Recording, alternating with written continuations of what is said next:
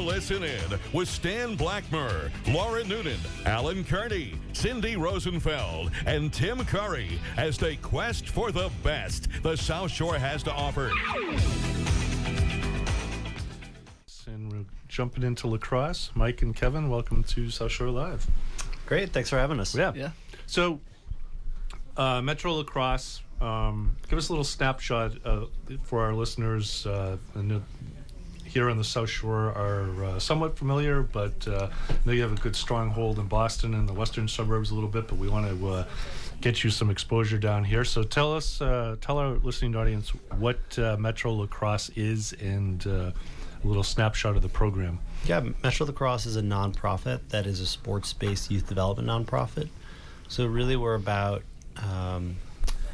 teaching character traits and what we call non-cognitive skills through the sport of lacrosse to kids in low-income urban communities. We serve primarily Dorchester, Roxbury, Mattapan, Chelsea, and East Boston. Nice. Now, this is a national program as well, correct? It's in some other cities? Well, MetroLacrosse itself exists only in Boston and Chelsea, but we operate one program during the summer called Summer Bounce, which is an overnight camp. It's 2 weeks of camp, and we basically work in collaboration with some other programs from around the country. Oh, so cool. we've invited kids from programs that are partner programs of ours, where they will send kids. We'll help them travel a little bit, and they will send kids from. Last year we had kids from New York, Baltimore, Dallas, Denver, and San Francisco, and we've also had kids in the past from Washington D.C. and Minneapolis. Nice. So, what is the age group of the kids that you're working with? We serve kids in grades 3 through 12. Oh wow! So Yeah. you start them young, huh?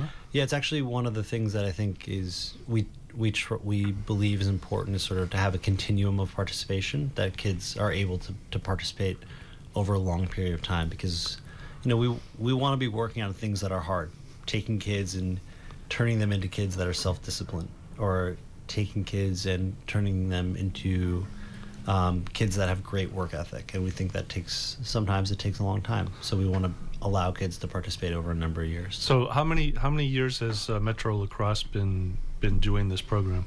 MetroLacrosse was founded in 2000, so this is our 14th year. Okay, so you've had a couple of groups of kids go all the way through the program. How rewarding was that, and have they come back and helped you guys with the next group of kids, or how have they facilitated growth and excitement about your program? Yeah, I mean, I feel pretty fortunate because I was involved. This will be my 6th anniversary of when I started at MetroLacrosse, coming up in just a few days. Nice. And Congratulations. So I've been fortunate to be around for a number of classes, and we actually recently hired one of our former participants who just graduated from UMass as a full-time employee this past spring, which was really rewarding. And he definitely has a sort of unique perspective on the program, is able to connect with the kids in ways that maybe someone like me, who didn't grow up in a neighborhood in Boston, I'm unable to connect with the kids in the same way. Yeah. So we've had a lot of great participants over the years, and we're really focused on trying to maintain consistent coaches over a number of years, so kids can sort of like identify and build a relationship with a person, and sort of like have that connection to keep coming back. I actually, on Saturday, there was a participant who he's a sophomore in college, and he was back visiting, and he came to our event on Saturday. I had been texting with him, and he was just sort of like, I haven't been around MetroLacrosse in a while, and I want to see some familiar faces, and he wanted to be a part of it. So we want to be that kind of program where kids want to stay connected for a long time. It's nice. You must provide them, in some cases, the really only stability that they have, and the only potentially stable relationships, that consistent no matter what, no matter how it goes, you're there for them.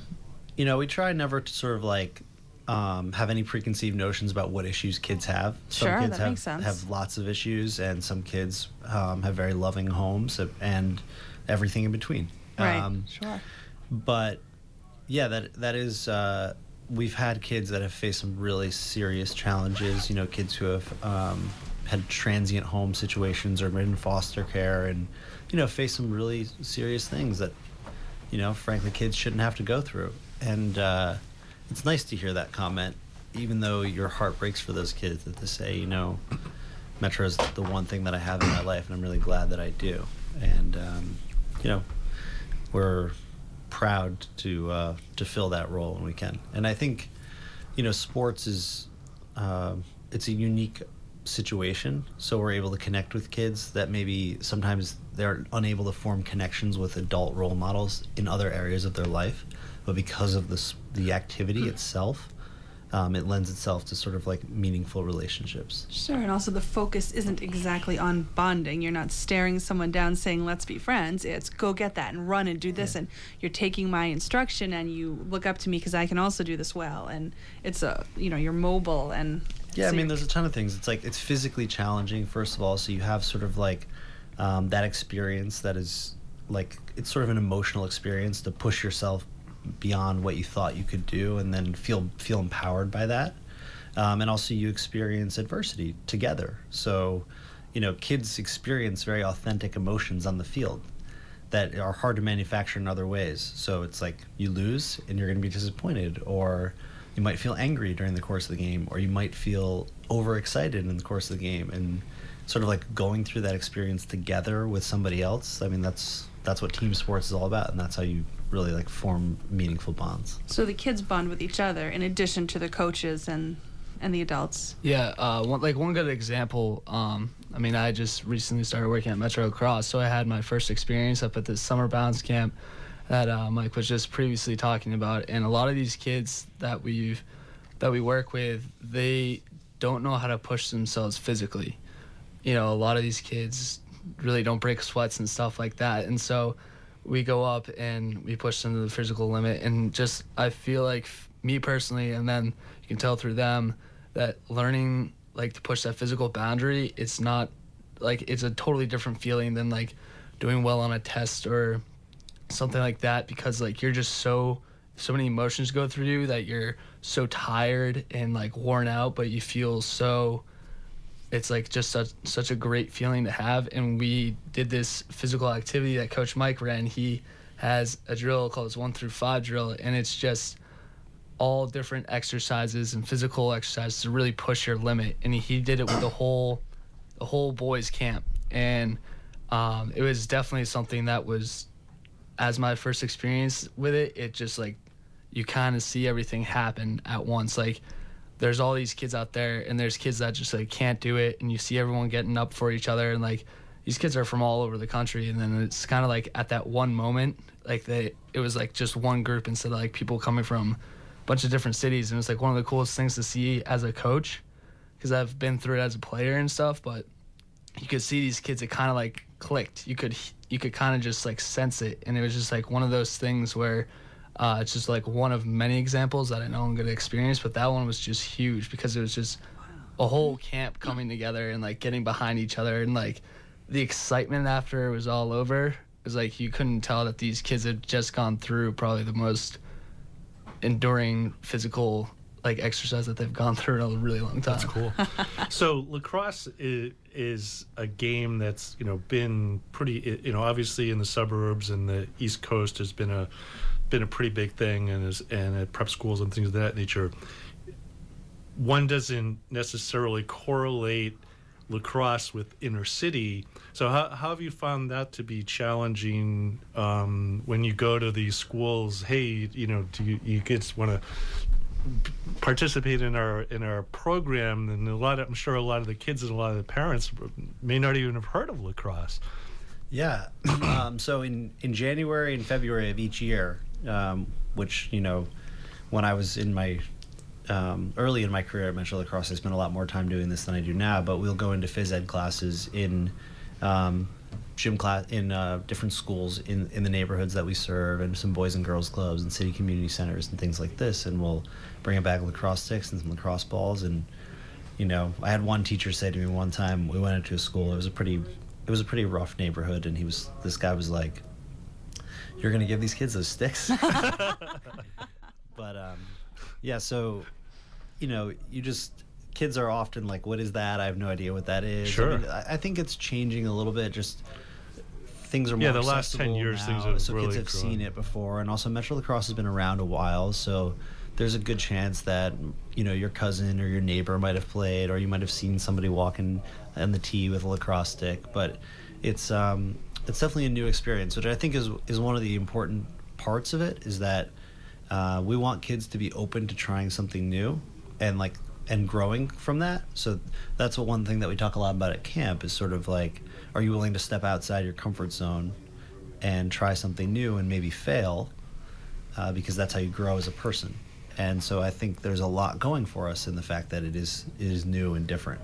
It's one thing to be into sports in the city, especially if you're a girl, and play basketball, or if you're a boy and play football. Right. But it's something else to say, yeah, I want to try that. And this is cool because you help boys and girls. It's not just a boy or a girl program. It's boys and girls, which is, I think, is awesome. I mean, a lot of similar type things might just be for one gender or the other.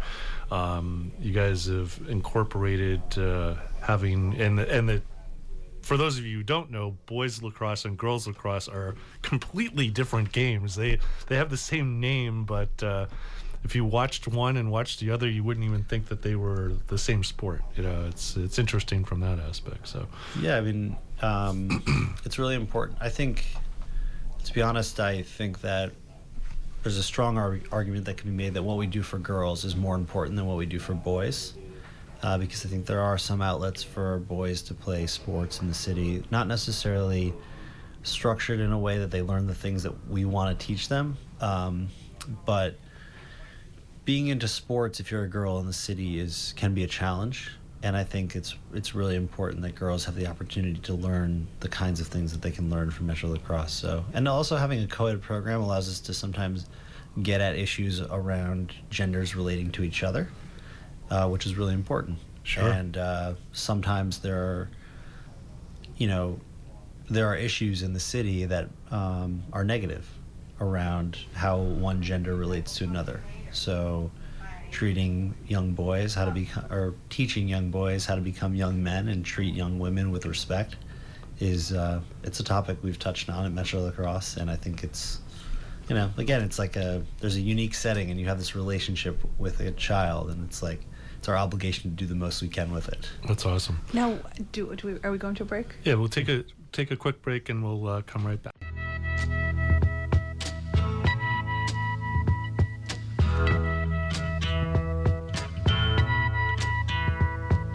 Are you confused? So am I.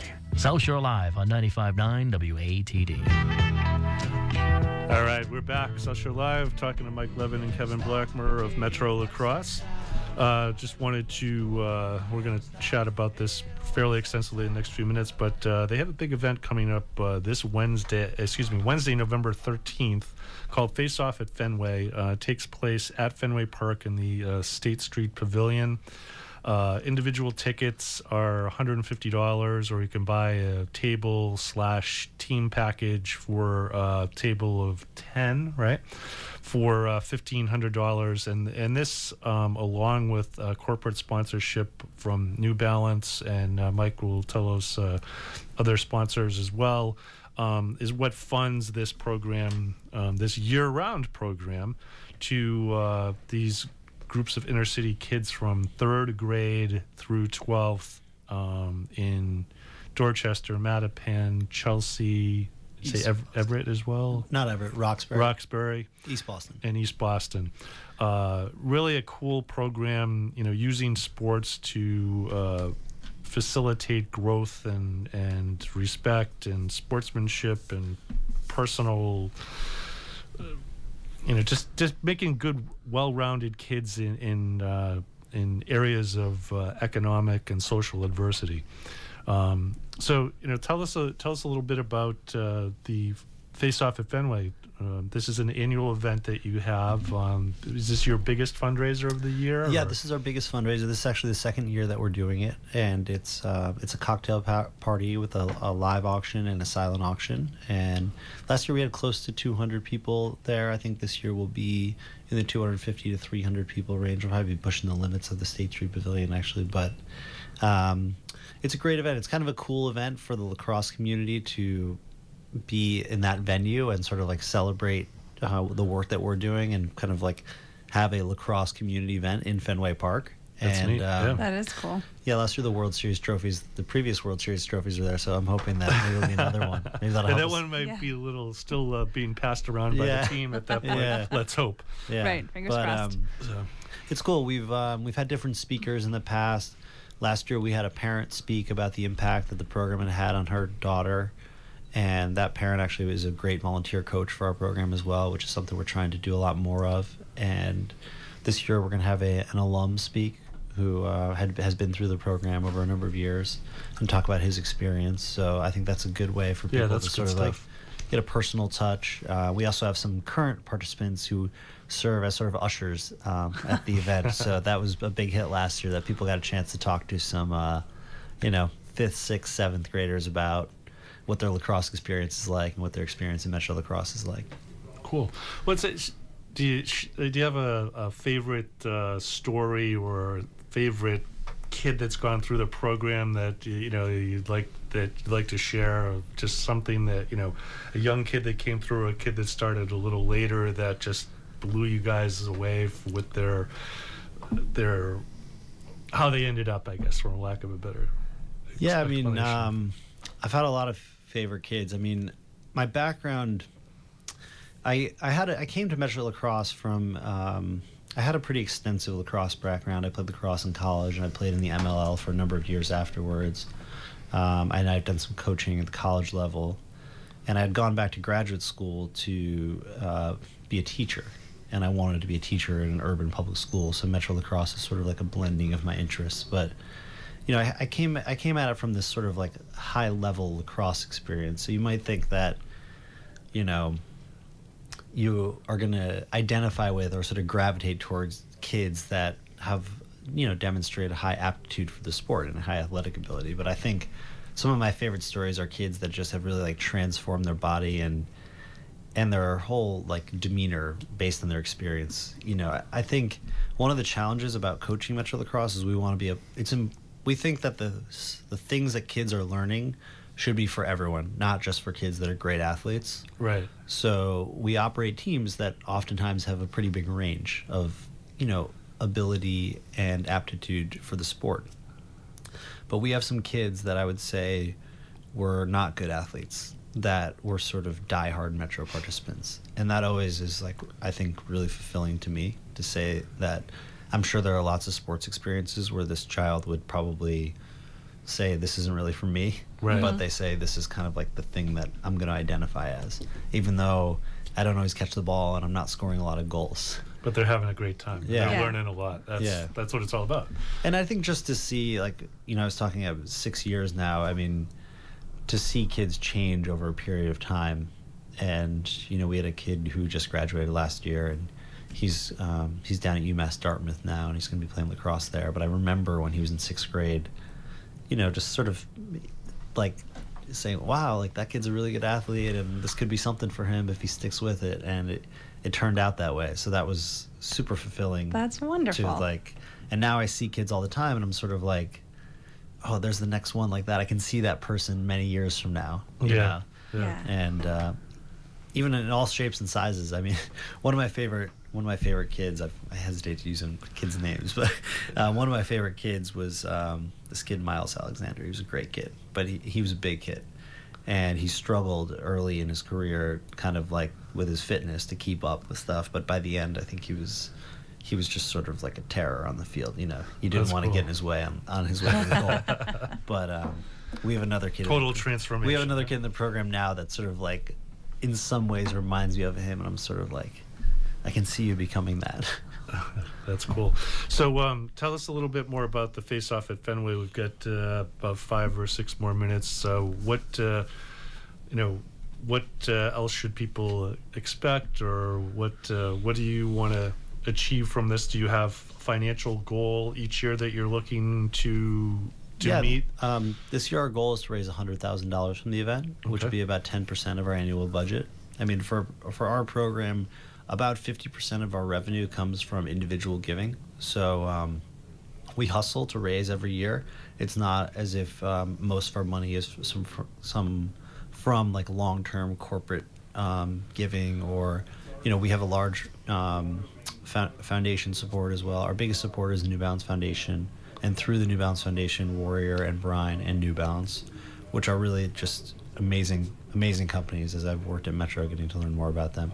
But in terms of the Faceoff, we hope to raise about $100,000, and we've got some really cool auction items, some cool experiential things like sports, unique sports games where you get access to certain stuff, and vacation homes and stuff like that.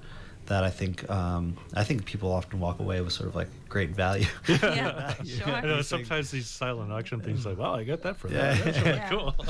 But, sometimes not. It's the other. So I was at one recently where we were the other side of the pendulum. Like, wow, we paid that much for that. Well, I have to give a shout out probably to my good friend Ben Cederberg, who is from Duxbury and he claims to have been on this show at one time, perhaps for one of his Duxbury lacrosse glory days. But last year he got in the auction a fishing experience off Nantucket. Wow! And he sent me some pictures this summer, and it turned out to be cool. Quite an well, experience. I know there are a lot of lacrosse fans and aficionados and people that just love the game here on the South Shore. So if you want to help out a great cause and help out the game of lacrosse, to have some inner city kids learn what you love, get out to Fenway Park Wednesday, November 13th. It's 6 to 9. It's not a late night event. You can get home by 10 and in bed and off to the races the next day. But this is something that is an important aspect for the growth of the sport here in the greater Boston community. People here on the South Shore, you know about the game of lacrosse.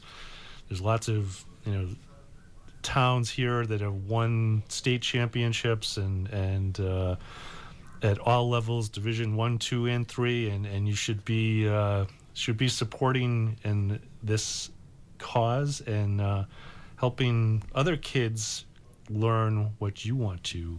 But if you're unable to attend, you still want to support, you can donate. Go to MetroLacrosse.com. Or, Mike, what's the phone number that someone can call in if they need to stroke a big check? Yeah, we'd love to have that happen. You can give us a call in the office. Our phone number is 617-288-9898. Nice.